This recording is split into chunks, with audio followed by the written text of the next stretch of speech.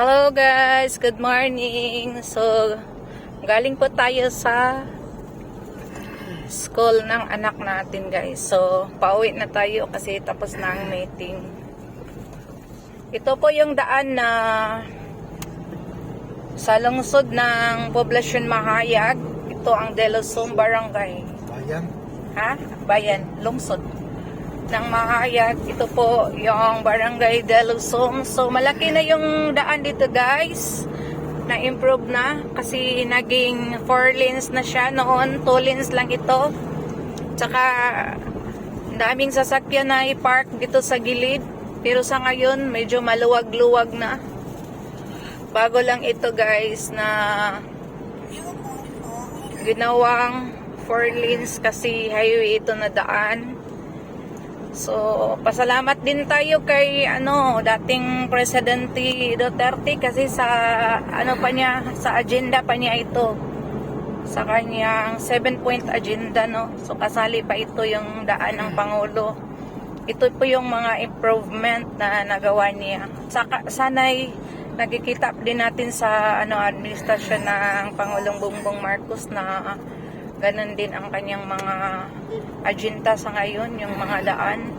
Sana makikita din yung mga tulay kasi ang daming tulay na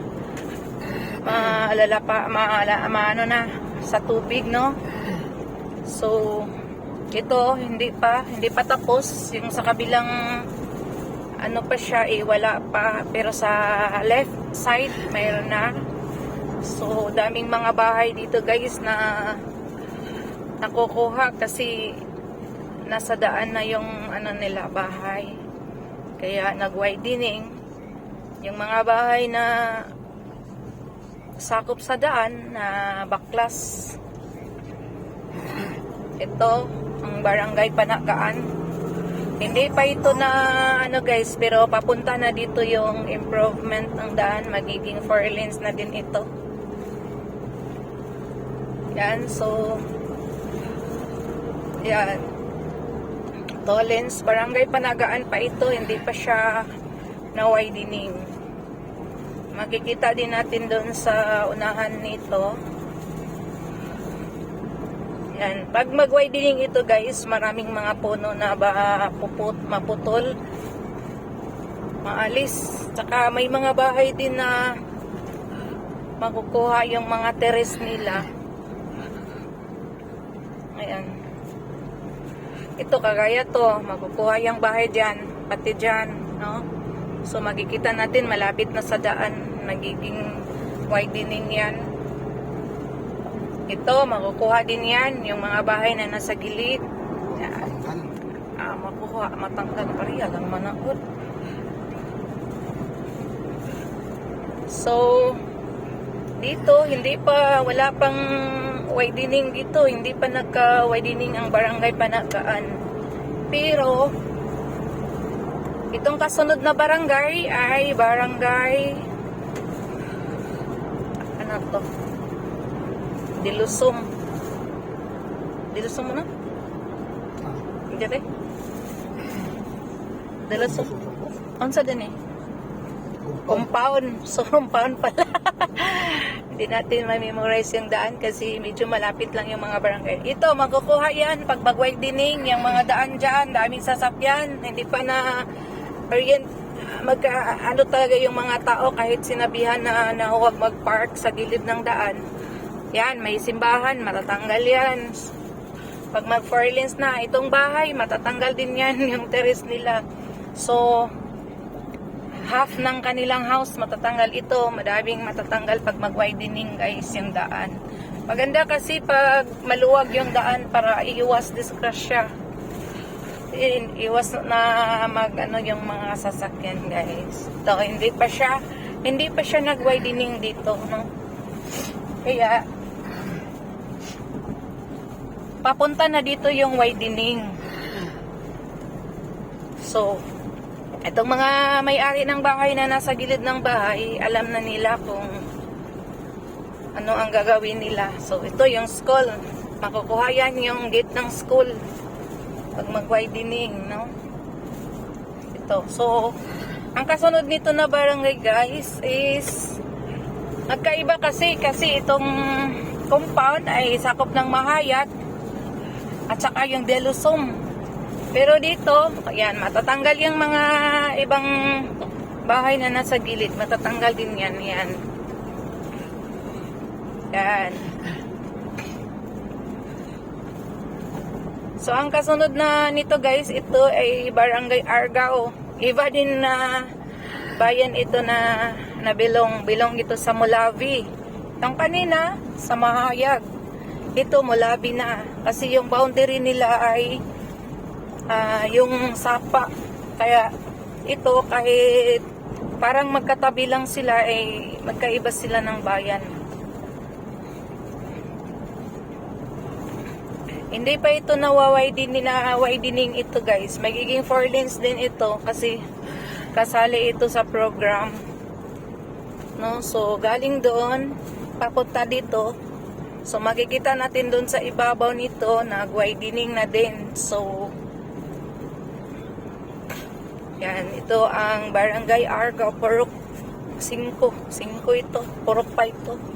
Nasa highway, madaming mga bahay na matatanggal pag mag-widening na. Ito, dami oh. Dami. Durian. Sa mo, ka naman nag-video. Durian. Ngaon kayo durian ng akong driver, oy. Tura oh, hapit to check kay mukhaon to check durian. So iba itong lugar namin guys. Ang daming mga fruits, walang durian. Oh, wala durian. Ngati ay. So kakain sila ng durian guys. Oh, itong durian. Durian, daming fruits dito guys. Oh, fruits. Sige. Durian. Ilan durian day? Hinog na. Hinog na yung durian. Durian? Hilaw. Hilaw? Hindi. Hinog na. Ha? Hinog ba? Buyat. Nandun. Hinog ba? Ay, no. Timbang daw. Pilak,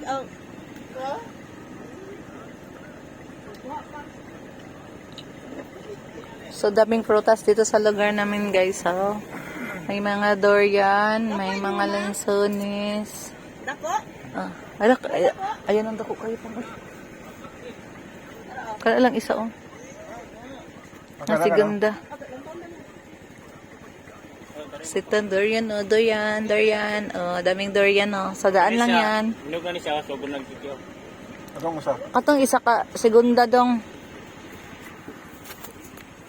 Na, hinog na pud na. Oh, niliti naman oh. Hinog na na. Oh, hinog na ni siya. Ay, gitanugan day na. Ha? Gitanugan. Oh, gulang man ni siya pangwaon kayo kana bitong paabton sa mga hagbong. Maabtag tulok adlaw mapait. Ay, Ano? Mo nang nang kuon siya nga klubang. hangyo. Discount. Hulugan ko ron. Ayaw ko ni ti pangawo hagbong nga. So, daming durian dito. Oh, may mga punuan sila sa durian. Isa pa sa, sa tawag, galit pa ka ng tayo. Dragon fruit. Oh, may mga dragon fruit din dito, guys. Mura lang, mura. 100 per kilo.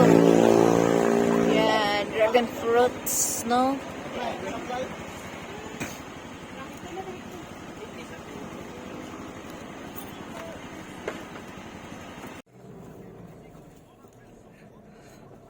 Laki ng durian. Oh, laki ng Bungol ba durian. yan? Hinog. So, yan na. Continue po tayo sa daan. Ito na ang sentro ng Barangay Argao, Mulawi. Ang daming bahay dito na mabaklas. Matatanggal guys yung pag mag-widening na ito. Kasali ito sa widening. Daming bahay na nasa gilid. Sa gilid ng daan. Kapag tingog ang video ito, sambat.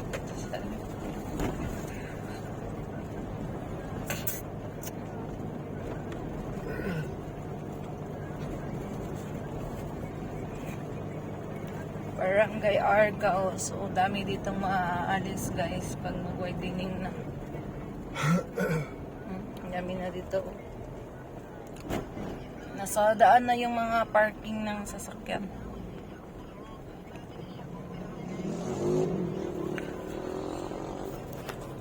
So iba guys pag program ng national na kailangan talaga bigyan ng pansin ng mga daan. No? So salamat din tayo sa butihing ex-President Duterte kasi lahat na binibigyan niya ng pansin yung infra. Ayan. So palabas na tayo ng Barangay Argao. Papunta na tayo ng bayan ng Josefina. Ayan. Wala. Sa grabe ang karga sa motor. Di maantoy. Oh. Sana naman na. Uy. Hello. So daming mga puno dito guys. So ito na po yung daan. Papunta ng bayan namin. Yan. Ganda ng panahon sa ngayon. Pero mamaya na. Ayan. Lalabas na tayo. Ito na yung boundary ng Barangay Argao at saka sa bayan ng Josefina.